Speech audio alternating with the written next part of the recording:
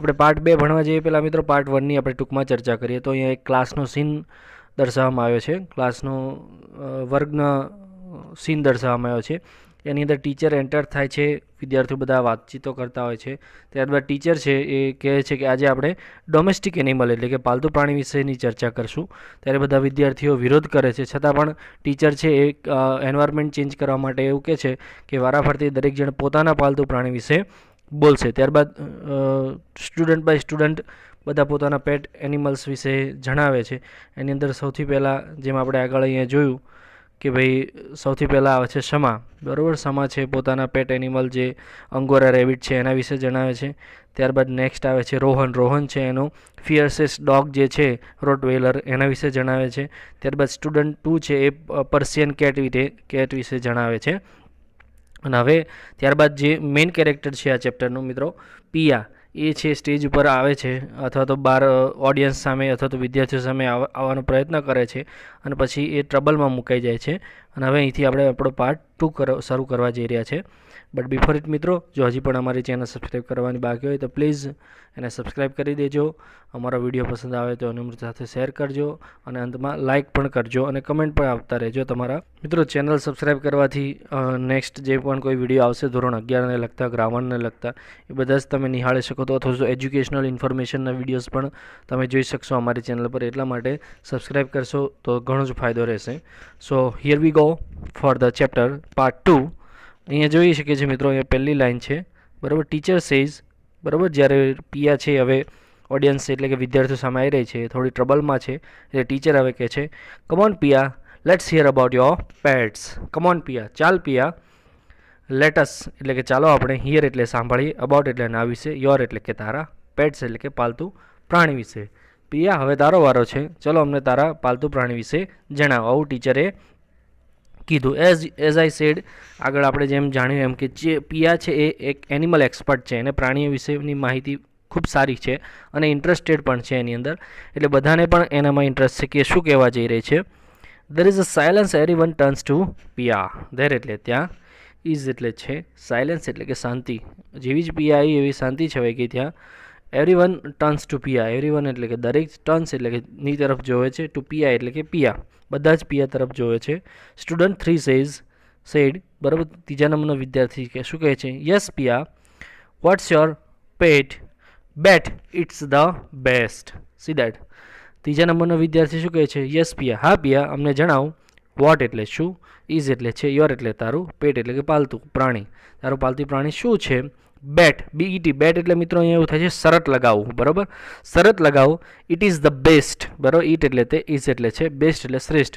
હું શરત મારું છું અથવા તો શરત લગાવો એ શ્રેષ્ઠ જ હશે કારણ કે તું એનિમલ એક્સપર્ટ છું અને તારું પાલતુ પ્રાણી પણ શ્રેષ્ઠ હશે. તો સ્ટુડન્ટ 4 શું કહે છે, Piya the great animal expert, go on Piya, don't tell me you don't have a pet. See that. Student 4 કહે છે Piya the great animal expert, great એટલે મહાન, એનિમલ એટલે પ્રાણી, એક્સપર્ટ એટલે તજજ્ઞ. એક પિયા મહાન પ્રાણી તજજ્ઞ, ગો ઓન ચાલને હવે. પિયા ડોન્ટ ટેલ મી, ડોન્ટ એટલે કે નહીં, ટેલ મી એટલે કે મને જણાવીશ બરાબર, મને એવું ના કહેતી. યુ એટલે કે તારી પાસે, ડોન્ટ હેવ નથી, પેટ એટલે કે પાલતુ પ્રાણી, હવે એવું ના કહીશ તું મને કે તારી પાસે કોઈ પાલતુ પ્રાણી છે નહીં.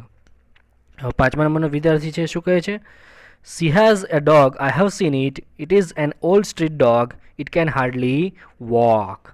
પાંચમા નંબરનો વિદ્યાર્થી છે એ કહે છે કે she has a dog, she has એટલે કે તેણી પાસે, a dog એટલે કે કૂતરો છે, તેણી પાસે કૂતરો છે. I have seen it, I have એટલે કે મેં, seen એટલે કે જોયો છે, it એટલે કે તેને, મેં એને જોયો છે. It is an old street dog, it એટલે તે, is એટલે છે, old એટલે વૃદ્ધ, ગરડો, સ્ટ્રીટ ડોગ એટલે કે શેરીમાં રખડતો કૂતરો, એની પાસે વૃદ્ધ ગરડો શેરડીમાં રખડતો કૂતરો છે એ છે. It can hardly walk, it એટલે તે, કેન હાર્ડલી એટલે કે ભાગ્યે જ અથવા તો માંડ માંડ, વોક એટલે કે ચાલી શકે છે, એ માંડ ચાલી શકે એટલો બધો વૃદ્ધ છે. અને આ સાંભળીને મચ લાફ્ટર બરાબર, ક્લાસની અંદર શું થઈ ગયું, વધુ પડતા વિદ્યાર્થીઓ લાફ્ટર હસવા લાગ્યા. એના પછી નેક્સ્ટ જો સ્ટુડન્ટ્સ બધા શું કહે છે, બધા વિદ્યાર્થીઓ એક સાથે, really Piya only a street dog, maybe it's a wolf in a disguise. હવે વિદ્યાર્થીઓ પ્રશ્ન કરે છે, રિયલી પિયા, રિયલી એટલે સાચે જ પિયા, ઓનલી એટલે ફક્ત, સ્ટ્રીટ ડોગ ફક્ત શેરીનો કૂતરો જ છે પાલતુ પ્રાણી તારો? મે બી એટલે કે કદાચ, ઇટ ઇઝ એટલે તે છે, વુલ્ફ એટલે કે વરુ ઇન ડિસ્ગાઇઝ એટલે કે કૂતરાના વેશની અંદર એ કદાચ વરુ છે. ટીટર ઓલ અરાઉન્ડ, ટીટર્સ એટલે કે મિત્રો ઠીઠી કરીને દાંત કાઢવા અથવા તો મનમાં દાંત કાઢવા, કટાક્ષ રૂપે. ઓલ અરાઉન્ડ એટલે કે આજુબાજુ, ચારો તરફ આ રીતે બધા હસવા લાગે. અને પછી નેક્સ્ટ કહે છે bet she has a most exciting pet, come on Piya tell us. Bet એટલે કે શરત મારો, સી હેઝ તેની પાસે છે, મોસ્ટ એક્સાઇટિંગ, મોસ્ટ એટલે ખૂબ જ, એક્સાઇટિંગ એટલે ઉત્તેજના આપે અથવા તો ઉત્તેજક કરે એવું, પેટ એટલે કે પાલતુ પ્રાણી હશે અથવા તો છે. કમોન પિયા, ચાલને પિયા, ટેલસ અમને જણાવો, ટેલ એટલે જણાવો, અસ એટલે અમને. સ્ટુડન્ટ્સ બધા શું કહે છે? જો ચેન્ટિંગ એકસાથે બૂમો પાડે છે, પિયા પિયા પિયા, દેટ મીન્સ કે દે આર ચીયરિંગ અપ, એને ચીયર કરે છે. ચલ તારા પેટ વિશે જણાવો. પિયા શું કરે છે? જો મિત્રો અહીંયા Piya goes slowly to the top of the class and soon as she is there everyone is quiet. એવું કહે છે પિયા એટલે પિયા, ગોઝ એટલે જાય છે, સ્લોલી એટલે કે ધીરે ધીરે, ટુ ધ ટોપ એટલે કે ટોપ ઓફ ધ ક્લાસ એટલે કે ક્લાસનું જે સ્ટેજ હતું ઊંચું ત્યાં જાય છે. એઝ સૂન એઝ એટલે કે જેટલી જલ્દીથી, શી એટલે તેણી, ઇઝ ધેર, ઇઝ એટલે છે, ધેર એટલે ત્યાં, જેટલી જલ્દીથી તેણી ત્યાં પહોંચી જાય છે.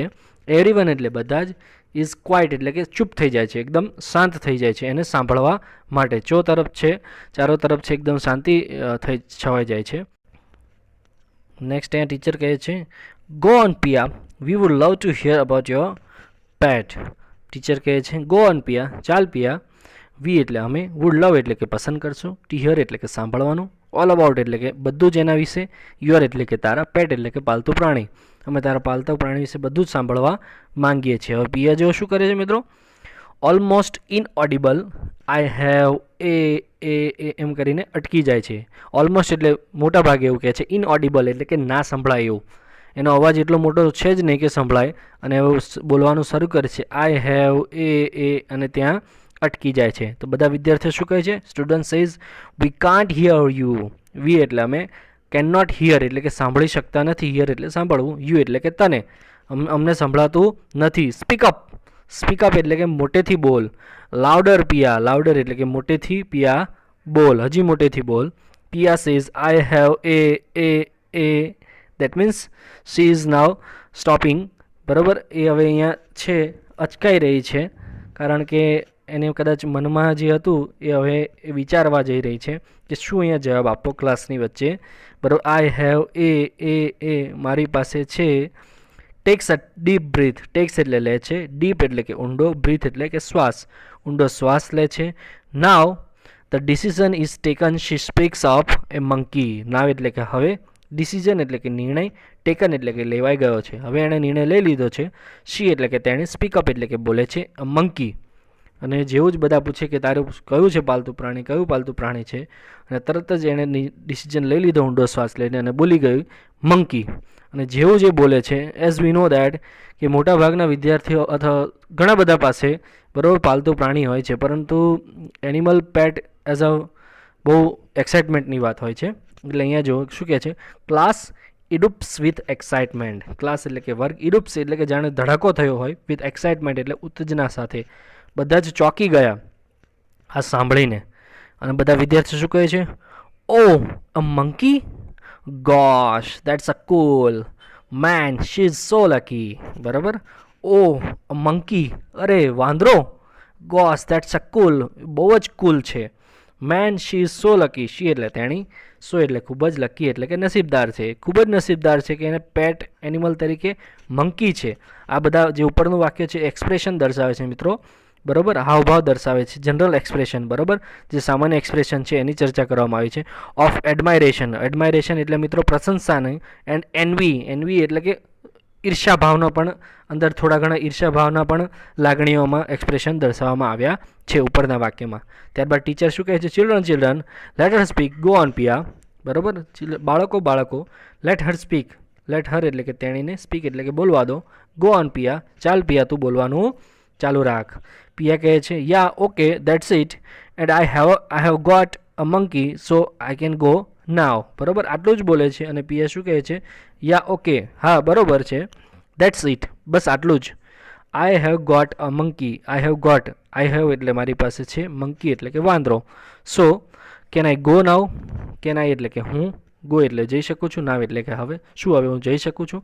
કારણ કે મિત્રો અહીંયા પીઆઈ જેમ આગળ આપણે ચર્ચા કરી હતી ટાઇટલ પ્રમાણે કે પીઆઈ એવા કાલ્પનિક પાલતુ પ્રાણીની ચર્ચા કરી નાખી કે જે એની પાસે કદાચ છે જ નહીં અથવા તો હતું જ નહીં, બરાબર.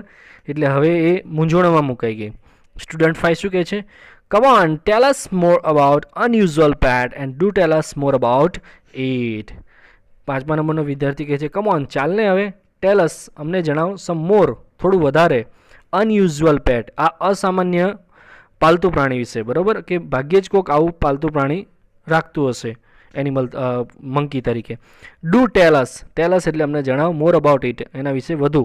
પિયા says yes well, that means હવે એ વિચારવા જઈ રહી છે. યસ વેલ, હા સારું.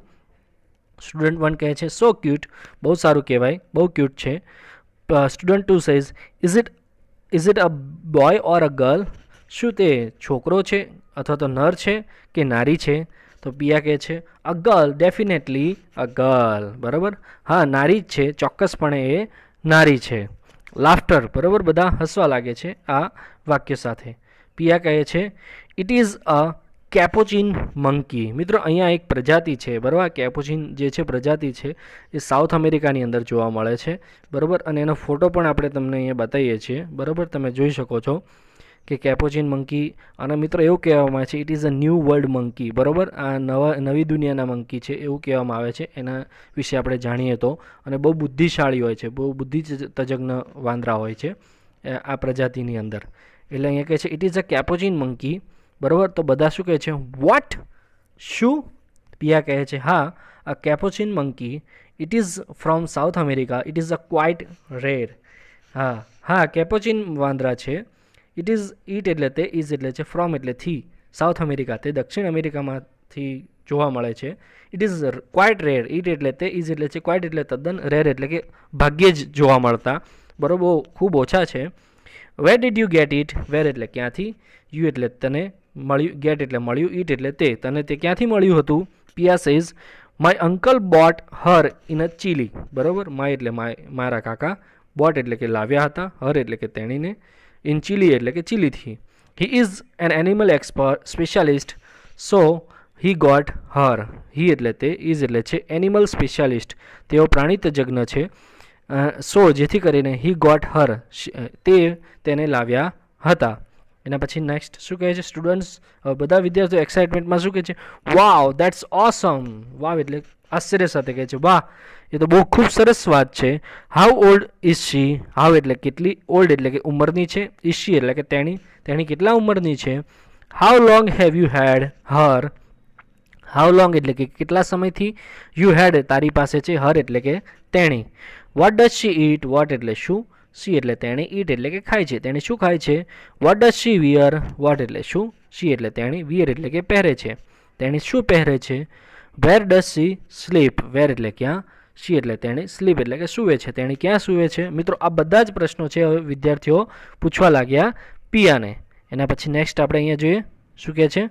તો ટીચર હવે શું કહે છે? જો વિદ્યાર્થીઓ જ્યારે વધુ પડતો અવાજ કરે છે ત્યારે ટીચર સેઝ ચિલ્ડ્રન કામ ડાઉન, બરાબર. બાળકો કામ ડાઉન એટલે કે શાંત પડો. કામ ડાઉન પ્લીઝ મહેરબાની કરીને શાંત પડો, અધરવાઇઝ નહીં તો I will have to give you a writing task. I will have to give you, I એટલે મારે, હેવ ટુ ગીવ એટલે કે આપવું પડશે, યુ એટલે કે તમને, રાઇટિંગ ટાસ્ક લખવાનું કામ આપવું પડશે જો તમે શાંત નહીં થાઓ તો. At this they are immediately quiet. At this they એટલે કે આનાથી, ધે એટલે તેઓ, ઇમિડિયેટલી એટલે કે તરત જ, ક્વાઇટ એટલે ચૂપ થઈ ગયા, જેવું જ શિક્ષકે આ કહ્યું ત્યારે. એના પછી વિદ્યાર્થી નંબર 5 કહે છે સ્ટુડન્ટ 5 યે gate sum photos and all.